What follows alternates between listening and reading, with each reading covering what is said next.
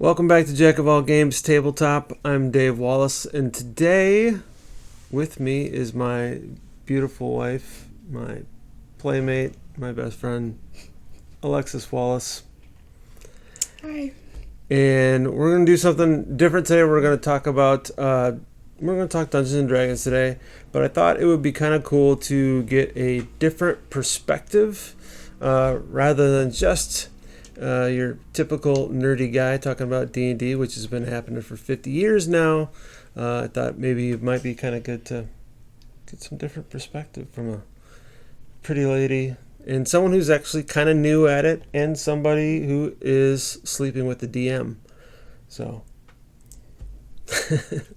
that is a little different. So anyway, so you've become you kind of really dove into D&D now, kind of become a diehard fan.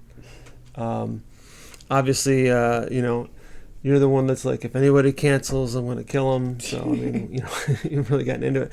So, if you and I have been together now for 18 years almost, if 18 years ago or, 20 years ago, if somebody had said, you're going to end up being a diehard D&D fan, what do you think you would have said to that? What would you have thought of that? 18 years ago, I probably would have said, "What's D&D?" I don't know. Have you hadn't heard of Dungeon? Even just the term Dungeons and Dragons, you hadn't heard of back then? I don't know. No? Honestly, don't know. I mean, it's pretty culturally significant, even in the 80s. I mean, I don't think I ever knew. Granted, you were born then, but anybody who played or talked about it or anything. Well, what about just if somebody said you're going to be really into fantasy and nerdy games, role-playing games? I'd probably have said no. Yeah. No. Yeah, because you didn't really strike me as that somebody who had any interest in that. But like you just said, you hadn't even really heard of it at the time. So obviously, being married to a pretty diehard nerd, you've been exposed to plenty over the time. But what do you think it was that made you decide, hey, I think I want to try this? Aside from the fact that you knew that, I was playing with other people. Yeah, I don't really remember what exactly it was that made me decide I wanted to start playing. I think it was when I started getting into reading more fantasy books. And then I was like, oh, maybe it would be cool to play some in a world like this, and I think that was when kind of the more you get into fantasy, you get more comfortable you get with the. Yeah, I think that was kind of around the time when I started saying I wanted to try playing. Well, I know you didn't really know that much about it, but as far as the aspect of role playing, did that seem odd to you at first, as far as it being a game, like what role playing was, and if you wanted to actually get into character, or anything like that part probably felt more strange to me. But I liked the what it is, I guess. I don't know. That you're making the decisions and it affects other things. Like unlimited decisions. Okay. Very cool. That's why I don't like board games. It's an ongoing debate in our house. I don't want somebody to tell me how I have to play it. Fair enough. Well, we have some rules, of course, and dog's trying to get in the shot here. So obviously when you found out, when it's like, this game sounds pretty cool, I want to play it, and then found out about basically creating a character. We have a game at our house that I'm supposed to play every other week. Doesn't always fit into the schedule that way, but. So we have, a regular game where I'm the DM, and you kind of realize, okay, I got to create a character. What kind of went through your mind as far as Was there much that went through it at the beginning? Because a lot of people, when they make their first character, their first character is usually just kind of a version of themselves, and which I think your character Raven, who is a high elf wizard, I think she is definitely. You can definitely see you in the character. I mean, it's not obviously it's not a. You didn't really go off the deep end. I'm going to be something totally different myself. But I mean, was there any process to what you thought about as far as making your own character? No, not really. I mean, because other than like, randomly walking into a room where I'm like hearing you play online with people and I'm only hearing you, not them, so like I still didn't really know anything about D&D other than it's in fantasy worlds, and I kind of knew like what some of the character classes and stuff like that were just from like seeing different things on TV, since it's gotten popular again. But like other than that, I had never seen anybody play D&D. I had never, like, I knew not, the only thing I knew about D&D was what I saw on Big Bang Theory or, like, on Stranger Things. That was literally the only thing I knew about it. So I had no idea. I had no idea. I had no idea what I was getting into at all. As far as Raven, just starting off, it was more about coming up with a name and, what they do. Kind of and like not a story, so much of, like, how this person feels or anything like that. No, not really. I mean, it was just kind of like, creating her backstory helped me think about that. But, like, just the initial, like, picking, I think I started with, like, race and class and stuff first. And then... Which I think is normal. I think it's normal for first-time players especially to just kind of be like, I don't know, here's the name, here's the race. Because, I had no idea what these things would do, what it would look like. Yeah. Like in actual gameplay, I didn't know what other characters would do. 2 years you've been playing. You've only played it at our table, but you're still fairly new. But it's been 2 years now that you've been playing Raven. We've yet to try new characters or anything. No. Do you feel like do you feel like there's been development in her that you kind of have been trying to put into her, as far as whether that be a personality or emotional development or anything like that? Honestly, not a ton yet, because again, the only experience I have with D&D is that little bit I've seen and like what we've done. Yeah. And so I didn't really know people got that deep into stuff like that until I started watching Critical Role. Yeah. And seeing how into it they and of get. Course, being voice actors, they're it's kind of their job to do it. But I think that I think a lot of people, once they're kind of free, Jesus dog. Once they feel kind of free to kind of let themselves go, they are able to maybe open up more on that, or even like feeling comfortable to play a character that is like, this is not me, but I think it would be fun to do that, and certainly, like I said, it's easier when you've played a lot of different characters too. Like I said, I think most people start off kind of just doing themselves. Chewy, relax. So you haven't developed necessarily so much in the character, which I think is a good thing for people who have not played to know that, people, because I know there's a lot of people out there who are like, it sounds fun, but I don't know how to do all that, and no, because I've already, like, for a while now, I've already started saying, like, our next campaign I'm gonna play it differently. Like, I'm just do things more, take better notes. Yeah, I think that's development as you get more into it anyway. I think for a lot of people that is, and there are some people that are always just, I like playing this way, but I think getting more into it is cool. But But as far as your character Raven, I mean, like, what do you feel like drives her to do what she does? And she's, to be, to let people know. I mean, Raven is kind of. I think a lot of people do the same thing with their first characters too, where it's like, they're an orphan, they're don't know their parents or something like that, and they, for whatever reason going on, end up finding out cool stuff about their lineage, which of course has happened with Raven. But aside from just being a good guy, I mean, is there, I don't know, is there motives to what Raven wants to see happen in this world?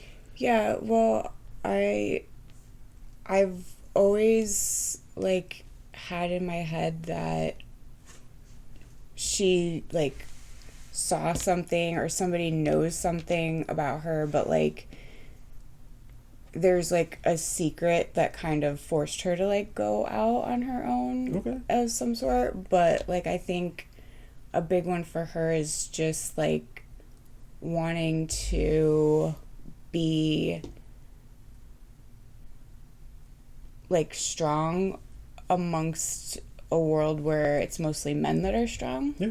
So that's awesome, and that actually kind of leads up to some of the other things that I wanted to talk about, because nowadays with D&D being so big, it has been very socially politically correct and socially welcoming. But it also, sometimes the pendulum goes, too far in either direction. And a lot of times people are just really like, you cannot say this in this game. You cannot do this in this game.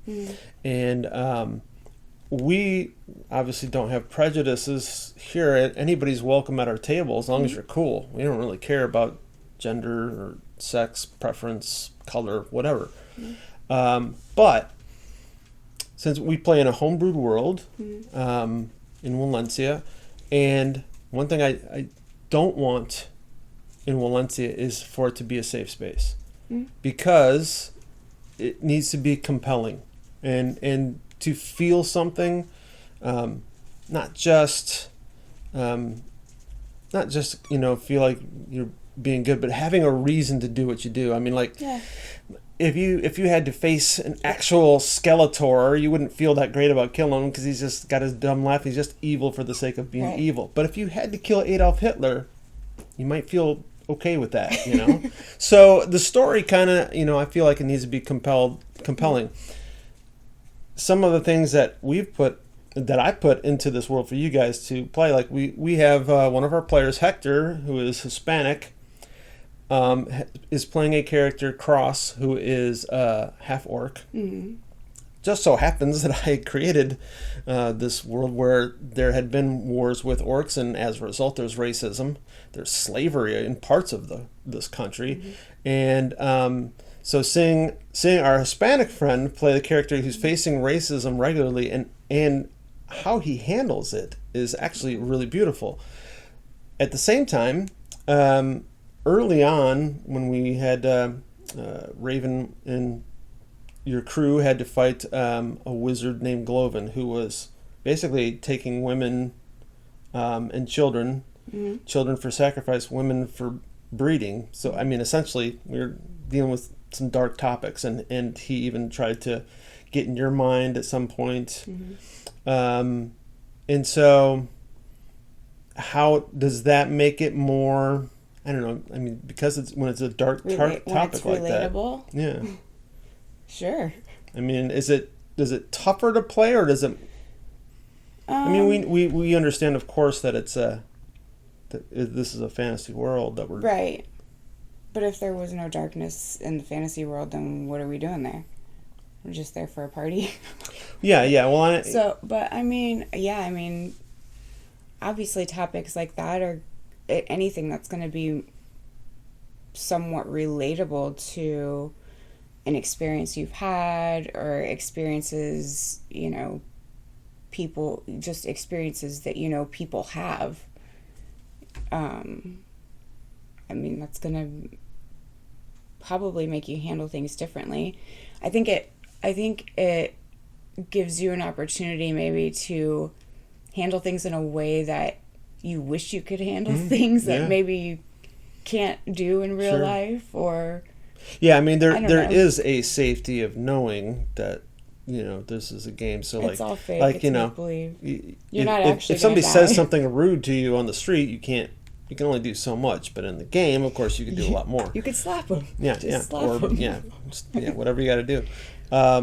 So yeah, I mean that is kind of one of those things where it's like the topics, you know, can affect everybody, you know, differently depending on what they are, and so yeah, I'm curious to just see like how people feel. I'm gonna have to get Hector out here and see how he feels about Interview. being a half orc and facing racism on a regular basis. Yeah. But how about, let's talk about the fact that you are with your partner playing the game. I obviously think that, I mean, I think anybody could tell that it's good for a relationship in general, but you and I have been able to use this as a lot of flirtation between each other, even though, you know, we've been together forever and we don't care. We are still very happy to be together and still happy to flirt. I think it's only been good for our relationship, even though one kind of romantic plot where Raven was involved with an NPC that about a year after us playing the game turned around and kind of backstabbed you and framed you for murder and all this stuff. Yeah.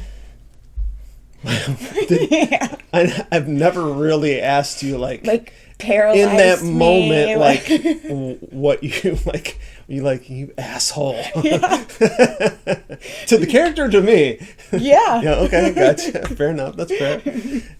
But I think that it has been it's been fun for us to actually be at the table and be like, you know, we're in a game with our friends, and yet we're able to kind of flirt with each other and stuff. And so, I don't know. Do you think that there's? I would assume that it's hard to argue that it's beneficial to relationship to have anything that we can do together and enjoy. Right. But. Yeah, I mean, I don't know. I guess. I don't know, what exactly are you asking me? I don't know. I mean, it's you know, cool. no, if you, yeah, is it cool? Yeah, it's cool. All right, that's fair enough. What would you tell people that, you know, I've never, maybe people who've like, yeah, maybe I kind of like to try it, but I don't know, or have thought about it, or even, you know, people who've just never even considered it. You know, people who were like you were 20 years ago. Like, you know, do you think there are other benefits besides, you know, like a couple or something like that, like to an individual playing? I mean, sure. It's, I mean, even if, I mean, I don't know, like, if it's something that interests you, then just play it. Do you think that there's like therapeutic benefits to it, or I mean, obviously, I mean, imagination building is great, and you know, you could call it escapism, or you could call it, I mean, people do all kinds of things for fun, to escape reality, whatever, you know, whether you're reading a book or watching a movie or sitting down to watch a TV show, whatever it is. and this has more of a social aspect to it as well. So I mean, more kind of interacting with people, I suppose, is and just challenging your brain, I guess, a little bit, because you don't know what situation you're getting into and how, and like I said, to have the way you handle it, how it can affect other people in the game, and this whole story in general, basically changing the shape of the world with every step, which is, of course, I mean, a huge difference from, you know, board games and stuff. Obviously, this is, you know, for people who don't know, I mean, you're creating the story as you go along by having the freedom to make any choice. You are affecting everything in your world, unless your DM, you know, totally railroads you. But Yeah. But yeah, I mean, so yeah, I think it's been cool to see you get into it. So much so that my wife even has become a dice goblin. Not only a dice goblin, I'll show some better pictures of some of these, but she actually makes dice now. She's just starting, kind of just new at it, right? Yeah. So, I mean, I wanted some pretty dice, and I wanted a lot of pretty dice, and I can't afford a lot of pretty dice because they're expensive. So I decided I had to make my own pretty prettier they dice. are, the more expensive they are. Yes. Yes, we were looking at some at a con today, but yeah, so yeah, and these are looking super cool. So she's getting all involved, and she is the one at the table who takes notes, and yeah. Sometimes I'm not very good Become, about it, but I'm going to try to be better. You're a nerd, dear. No, I'm not. Welcome to the nerd side. I'm just married to one. Your transition is complete. All right. Well, I want to keep it short, but just wanted to get my wife's voice out there a little bit about this. So, maybe some people, maybe there's some ladies out there who have married to nerdy husbands. You're like, that seems like fun. It is fun. Get out there and, fun. couples, can have a good time together, and, role playing can move from the table to the bedroom after everyone leaves, there's a lot of, and, just the social aspect too. I mean, we have a lot of laughs, when it's the four of us playing around the table, and, when you start squealing because you rolled a natural 20 in your chromatic orb or something, then I love my chromatic orb spell. It's my new favorite. So yeah, it's a lot of fun, and definitely great for couples, and for anybody really. Yeah. So. All right, well, that's going to be it for now. Until next time, get out there and roll some dice. All right.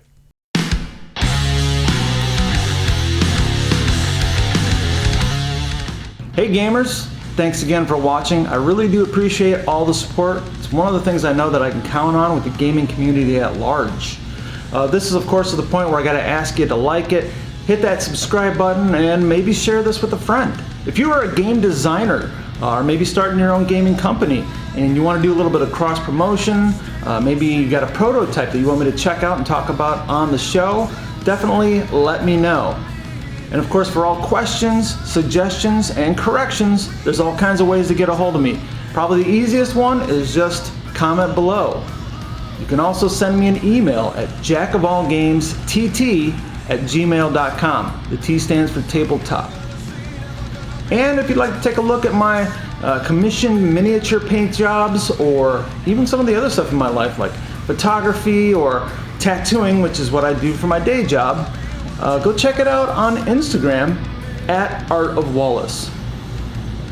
Thanks again, and I'll see you in the next episode.